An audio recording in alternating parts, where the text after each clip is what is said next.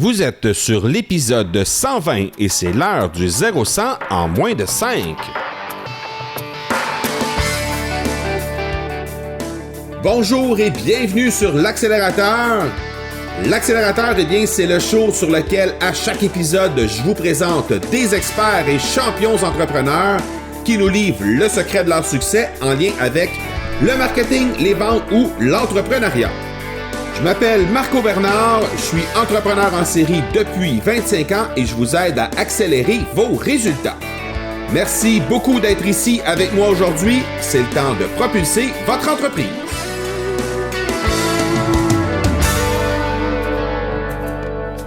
Nous sommes toujours dans cette série d'épisodes où on règle une problématique, où on donne de l'information sur un même sujet et on est sur la série de 8 épisodes qui parlent du sujet du podcast.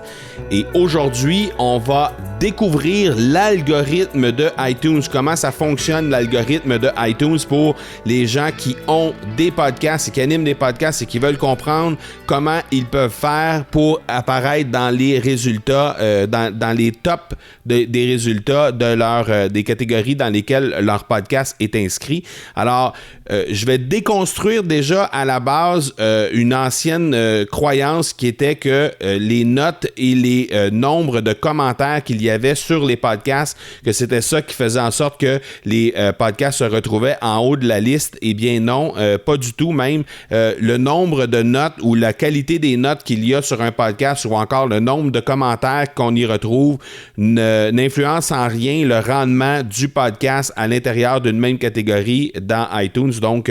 la chose, par exemple, que ça va aider d'avoir des notes positives, d'avoir le chiffre le plus élevé en termes de nombre d'étoiles ou d'avoir des commentaires qui sont dithyrambiques sur le podcast, c'est que ça va aider les gens à s'y inscrire, à prendre la décision de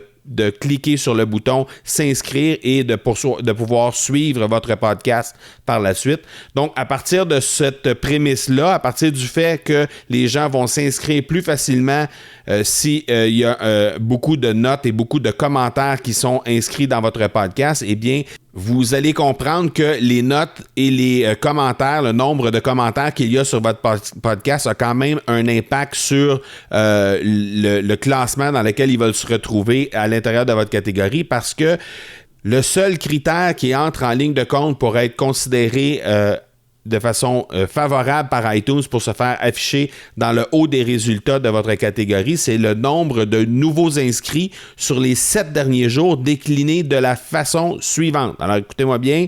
c'est le nombre de nouveaux abonnés qu'on a eu hier qu'on multiplie par 4, le nombre de nouveaux abonnés qu'on a eu avant hier qu'on multiplie par 3, le nombre de nouveaux abonnés qu'il y a eu il y a 3 jours qu'on multiplie par 2 et le nombre de nouveaux abonnés qu'il y a eu il y a 4, 5, 6 et 7 jours qu'on multiplie, en fait, qu'on prend tout simplement, qu'on multiplie par 1. Donc, on a exactement le nombre d'abonnés des jours 4, 5, 6 et 7. Et on additionne tous ces chiffres-là et on divise le tout par 13. Le chiffre qui va arriver de cette équation-là, ça va faire en sorte que ça va déterminer le classement dans lequel vous allez vous retrouver sur iTunes. Donc, plus votre chiffre va être élevé, évidemment, plus vous allez vous retrouver en haut des résultats de votre catégorie. Vous avez maintenant le secret de l'algorithme de iTunes. Ne reste maintenant qu'à vous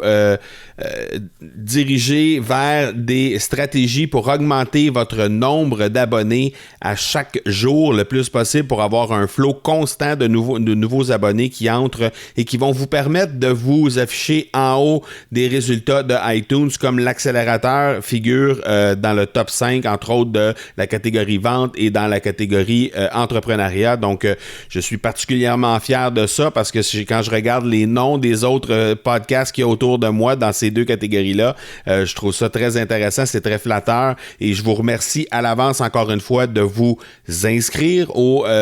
podcast accélérateur si ce n'est pas déjà fait ou encore de venir sur les plateformes de médias sociaux, donc que ce soit sur Facebook au facebook.com/M Marco Bernard et le M Marco Bernard, vous pouvez l'utiliser également également sur Instagram et sur LinkedIn pour venir me dire un petit coucou de ce côté-là, venir me donner des appréciations sur le podcast que vous écoutez. Même chose sur iTunes, laissez une note, laissez un commentaire et je pige à chaque épisode des lundis et mercredis des fans au hasard qui ont laissé des commentaires sur les différentes plateformes ou sur iTunes pour les déclarer comme fans de l'épisode et je donne des liens vers les différentes coordonnées que les gens me laissent, donc que ce soit sur les médias sociaux, que ce soit sur leur site internet. Donc n'hésitez pas à me laisser vos coordonnées pour que je puisse vous saluer en bonne et due forme. Voilà donc qui termine cet épisode 120 du 0-100 en moins de 5. On se donne rendez-vous lundi prochain pour l'épisode 121. D'ici là, bon week-end, soyez bons, soyez sages et je vous dis ciao!